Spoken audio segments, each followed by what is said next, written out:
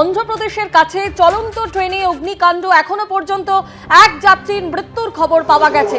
বিশাখাপত্তনমের কাছে ইয়ালামান চিলিতে চলন্ত ট্রেনে আগুন লাগে, টাটানগর এর্নাকুলাম এক্সপ্রেসে আগুন লেগে যায়। আরো বিস্তারিত জানতে কথা বলবো, আমাদের প্রতিনিধি পিঙ্কি রাজপুरोहित আমাদের সঙ্গে রয়েছেন। पिंकी, इस घटना के बारे में क्या जानकारी है आपके पास? देखिए, आप बता दें कि पूरा मामला जो है वो टाटानगर एर्नाकुलम एक्सप्रेस ट्रेन का है। जब यालामान चिली रेलवे स्टेशन अनकापल्ली जो आंध्र प्रदेश में पड़ता है, वहाँ पे अचानक से देर रात करीब 12:30 बजे के आसपास आग लग जाती है। B1 कोच जो है पूरी तरह से झुलस जाता है। M2 कोच में भी ये आग जो है वो फैल जाती है, जिसके बाद पैसेंजर्स में काफी ज्यादा अफरा तफरी मच जाती है और इमरजेंसी चेन जो है वो खींच लेते हैं।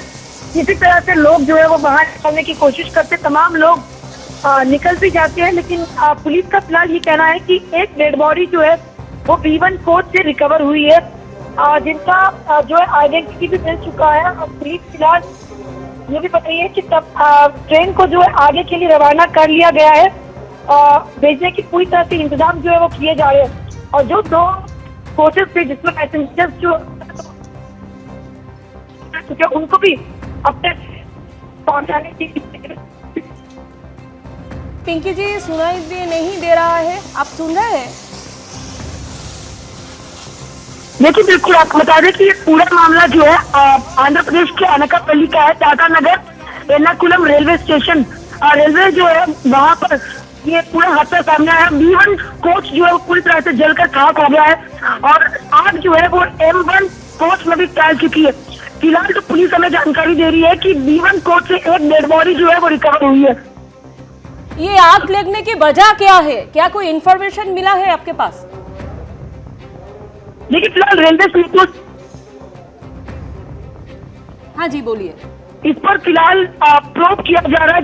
ये पता लगाने की कोशिश की जा रही है कि आग फैलने का मुख्य कारण क्या था, लेकिन फिलहाल आग को बुझा दिया गया है और पैसेंजर्स को आगे भेजने की तैयारियां जो है वो की जा रही है रेलवे की ओर से।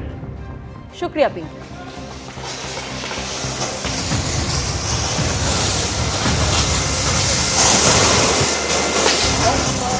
অন্ধ্রপ্রদেশের কাছে চলন্ত ট্রেনে এভাবে ভয়াবহ অগ্নিকাণ্ডের ঘটনা। ছবিটা আপনারা দেখতে পাচ্ছেন কিভাবে দাউ দাউ করে আগুন জ্বলছে। এখন এই আগুন নেভানো সম্ভব হয়েছে।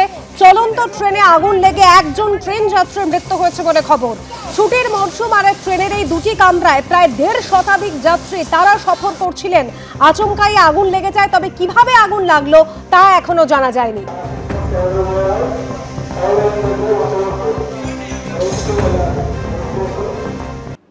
এরা ভারতের ডিএনএ পরিবর্তন করতে নেমেছে, বাংলার ডিএনএও বদলে দিতে চায়। এটা একমাত্র তৃণমূলই পারে আটকাতে।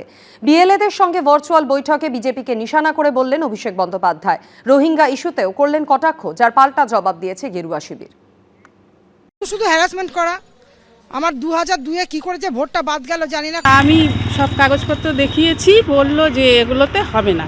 এখন আমি কি করব? অনেকেই যখন এইভাবে হেনস্থার অভিযোগ তুলছেন, তখন এসআইআর নিয়ে সরগরম রাজ্য রাজনীতি। শনিবার সাংবাদিক সম্মেলন করে এসআইআর ইস্যুতে নির্বাচন কমিশন এবং বিজেপিকে একযোগে আক্রমণ করেছিলেন অভিষেক বন্দ্যোপাধ্যায়। সূত্রের খবর, এরপর রবিবার তৃণমূলের বিএলএদের সঙ্গে ভার্চুয়াল বৈঠকে তিনি বলেন, এরা ভারতের ডিএনএ পরিবর্তন করতে নেমেছে, বাংলার ডিএনএও বদলে দিতে চায়। এটা একমাত্র তৃণমূলই পারে আটকাতে। তারা বাংলার ডিএনএ পরিবর্তন করতে পারবে না। বাংলার মানুষ এগুলো নিয়ে একদম উৎসাহিত নয়। গভীরতা টবিরতা ষড়যন্ত্র এইসব তত্ত্বকে নস্যাৎ করে বাংলার মানুষ শুধু অপেক্ষা করছে কখন ভোটের দিন আসবে, তৃণমূলকে হারানোর জন্য সে বোতাম টিপবে। তৃণমূল হারছে, তৃণমূল হারবে, তৃণমূল হেরে গেছে। এসআইআর চলাকালীন শয়ে শয়ে অনুপ্রবেশকারীকে বাংলাদেশে ফিরে যেতে দেখা গেছে, কিন্তু খসড়া তালিকায় বাদ যাওয়া 58 লক্ষের মধ্যে কতজন বাংলাদেশি তার কোনো পরিসংখ্যান প্রকাশ করা হয়নি। সূত্রের খবর, এই নিয়ে রবিবার ভার্চুয়াল বৈঠকে অভিষেক বন্দ্যোপাধ্যায় বলেন, আমি আনন্দের সাথে জানাচ্ছি যে নির্বাচন কমিশন বিজেপির 1 কোটি রোহিঙ্গা ও বাংলাদেশি সংক্রান্ত দাবির বেলুনটি চুপসে দিয়েছে। এটা বোঝাই যাচ্ছে যে একটা অমানবিক প্রক্রিয়া, অবৈজ্ঞানিক প্রক্রিয়া এবং একমাত্র রাজনৈতিক উদ্দেশ্যে পশ্চিমবঙ্গের মানুষের যে ভোটাধিকার সেটাকে খর্ব করার জন্য এই প্রক্রিয়াটা চলছে। রোহিঙ্গা বা বাংলাদেশি মুসলমান তারা আনম্যাপেও যেমন আছেন, প্রয়োজনীয় ম্যাপিংয়েও আছেন। সেটা তো খোলেনি ইলেকশন কমিশন। সেটা খুললে তখন বুঝতে পারবেন কে রোহিঙ্গা আর কে বাংলাদেশি মুসলিম আর কে ভারতীয়। সূত্রের খবর, এসআইআর প্রক্রিয়ায় পরিযায়ীদের সমস্যার কথা তুলে ধরতে গিয়ে অভিষেক বন্দ্যোপাধ্যায় বলেছেন, পরিযায়ী শ্রমিকদের সশরীরে উপস্থিত হওয়ার কোনো বিজ্ঞপ্তি জারি করা হয়নি।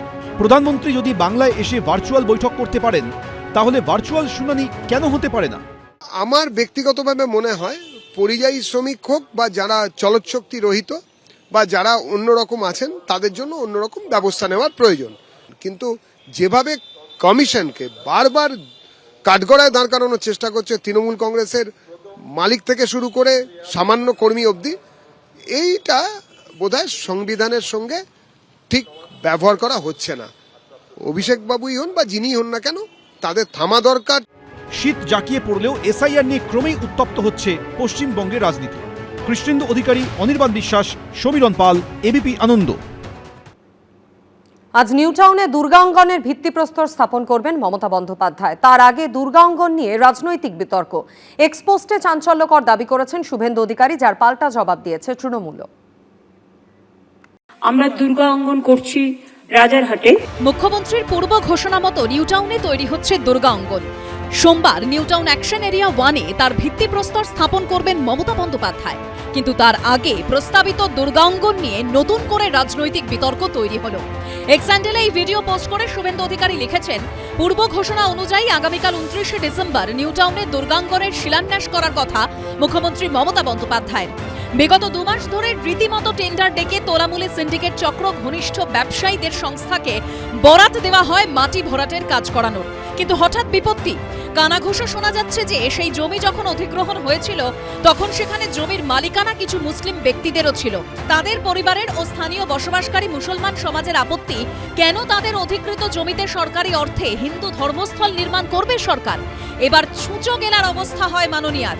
তাড়াতাড়ি স্থান পরিবর্তন করে বর্তমানে দুর্গাঙ্গনে স্থান নির্ধারণ করা হয়েছে নিউ টাউনের বাস স্ট্যান্ডের পাশে।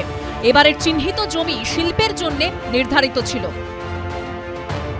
একটা জায়গাতে সরকারি টাকায় মন্দির না বলে দুর্গাঙ্গন বলে শিলান্যাস করতে যাচ্ছেন। প্রথমে স্বাস্থ্য ভবনের জায়গায় টেন্ডার ডাকা হয়েছিল, স্বাস্থ্য ভবন হওয়ার কথা ছিল যে জায়গায়।